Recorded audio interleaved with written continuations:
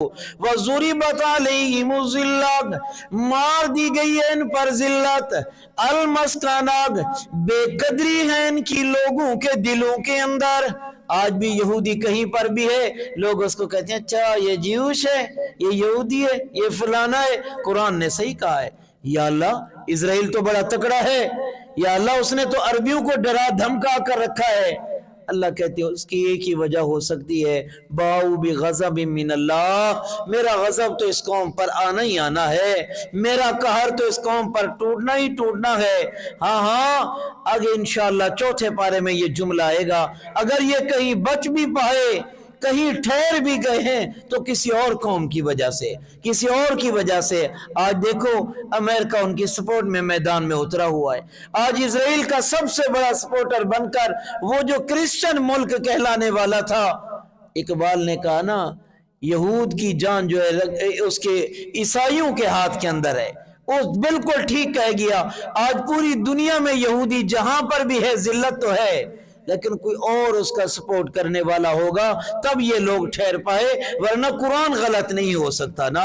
وَبَاءُوا بِغَضَبٍ مِّنَ اللَّهِ یہ لوٹے اللہ کے غضب کو لے کر، مسکنت و محتاجی و بے قدری کو لے کر۔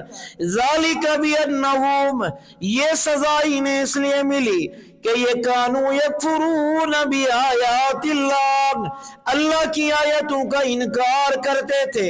دوسرا جرم وَيَقْتُلُونَ النَّبِيِّينَ پیغمبروں کو ناحق قتل کیا کرتے۔ اللہ ہمیں محفوظ فرما دے، یہ پیغمبروں کا قتل کرنا ان کے ہاں بھی ناحق تھا، یہ نہیں کہ ایک قتل کرنا حق ہے اور ایک نانا، یعنی وہ خود کہتے تھے ہم غلط کام کر رہے ہیں۔ 70 سے زائد انبیاء کو ایک ایک دن میں شہید کر دیتے۔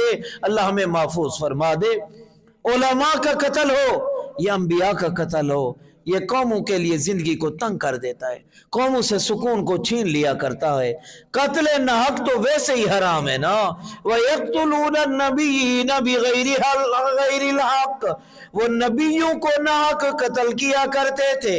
ذَلِكَ بِمَا عَصَوا وَكَانُوا يَعْتَدُونَ یہ کفر بھی آیات اللہ، یہ نبیوں کا قتل کرنا یہ اس لیے تھا کہ عَصَوا وَكَانُوا اوامر میں نافرمانی کرتے، وَكَانُوا يَعْتَدُونَ نواہی کے اندر حد سے تجاوز کر جاتے، آگے بڑھنے والے تھے، اوامر میں نافرمانی، نواہی میں تعدی۔ اللہ ہم سب کو محفوظ فرما دے۔ یہ قوم پر عذاب بنی اسرائیل پر ہمیشہ تھا، ہمیشہ ہے، ہمیشہ رہے گا۔ ہر جگہ یہ قوم ناکام تھی۔ بظاہر اگر ٹیکنالوجی آ گئی، بظاہر انہوں نے فوج رکھ لی، بظاہر قبضہ کر کے فلسطین پر ایک مملکت بنا لی، تو یہ نہ سمجھنا یہ کامیاب ہے۔ ہم کہیں گے قرآن حق ہے، نبی کی زبان سچ ہے، قرآن حق ہے، نبی کی زبان۔ حدیث سنیے، بات کو مکمل کرتے ہیں۔ جناب رسول اللہ صلی اللہ علیہ وسلم نے فرمایا یہود ایک وقت آئے گا اپنے مقتل میں جمع ہوں گے۔ یاد رکھیے پیغمبر کی ہر بات سچی ہے۔ آپ نے فرمایا حتیٰ کہ اگر یہ کسی پہاڑ اور پتھر کے پیچھے، درخت کے پیچھے چھپ کر کے بیٹھیں گے تو وہ آواز دے گا او مجاہد او مسلمان ادھر آ، میرے پیچھے یہودی بیٹھا ہوا گئے۔ ماں سوائے غرقد کے درخت کے، آج وہ غرقد کے درخت کو اسرائیل میں لگا رہے گئے۔ انہوں نے یقین کر لیا کہ ان کا نبی سچ کہہ گیا گئے، ایسے ہونا گئے۔ آپ نے فرمایا یہود جہاں پر بھی ہوگا وہ ایک جگہ جمع ہوگا، چلتے چلاتے کوئی نہ کوئی انسان آتا رہے گا جو ان کو ختم کرتا رہے گا۔ ہٹلر نے ان کے ساتھ کیا معاملہ کیا آپ سب اچھی طرح جانتے ہیں۔ پھر ہم اس کو چھوڑیے، ہم بات کرتے ہیں رسول اللہ صلی اللہ علیہ وسلم کی۔ آپ نے فرمایا دجال ان کی نجات کے لیے نکلے گا، دجال ان کی نجات کے لیے نکلے گا۔ آج یہودی عبادت کرتے ہیں، روتے ہیں، چیختے ہیں، کہتے ہیں دجال جلدی آئے، دجال جلدی آئے۔ آپ نے فرمایا نزول مہدی کا ہونا برحق ہے، عیسیٰ کا آنا برحق ہے، قسم ہے محمد کو اس ذات پاک کی صلی اللہ علیہ وآلہ وسلم جس کے قبضہ و قدرت میں اس کی جان ہے۔ فرمایا قیامت اتنے تک نہیں آئے گی جب تک تمہارے اندر عیسیٰ ابن مریم واپس نہ آ جائے۔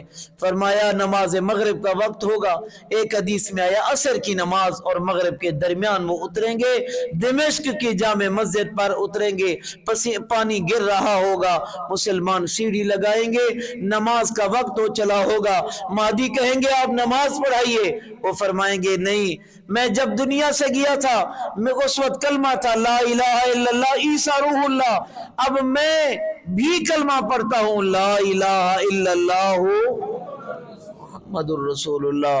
پھر یہ سلسلہ چلے گا۔ ہم کہتے ہیں قرآن نے جو کہا، آمنہ کے لال نے جو فرمایا وہ سچ ہے۔ باقی امت، یہ مولانا حالی کا جو شعر ہے، امت پہ تیری اے خاصان رسول یہ وقت دعا ہے، اے خاصان رسول یہ وقت دعا ہے، امت پہ تیری آ کے جب وقت پڑا ہے۔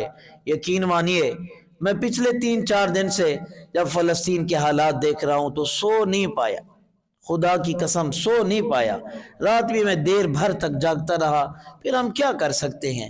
مولانا حالی کا شعر پھر یاد آیا، اے خاصان رسول یہ وقت دعا ہے، امت پہ تیری آ کے جب وقت پڑا ہے۔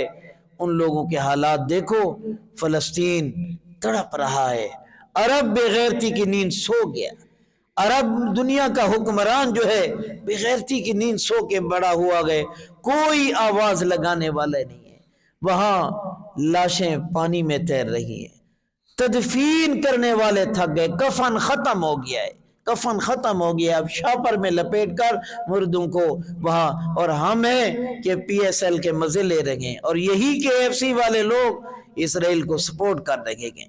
کم از کم ہم نوجوان لوگ جو ہوں، جو سوشل میڈیا پہ ہوں، وہ تو ہم آواز تو ایک اٹھا سکتے ہیں نا۔ قیامت کے دن ہم اتنا تو کہیں وہ پی ایس ایل کو کے ایف سی سپورٹ کر رہے ہیں اور یہ براہ راست جتنا پیسہ ہے وہ اپنا اسرائیل کو دے رہا ہے، پیپسی والے لوگ اس طرح کر رہے گئے۔ مسلمان بیٹی پر ایک وقت آتا تھا مجاہد کہاں سے چلا کرتے تھے، آج ہم آنسو نہ بہا سکے، دعا نہ کر سکے تو کل ہم بھی مجرم کی لسٹ میں کھڑے ہوں گے۔ کم از کم ہمیں آواز تو اٹھانا بنتی ہے۔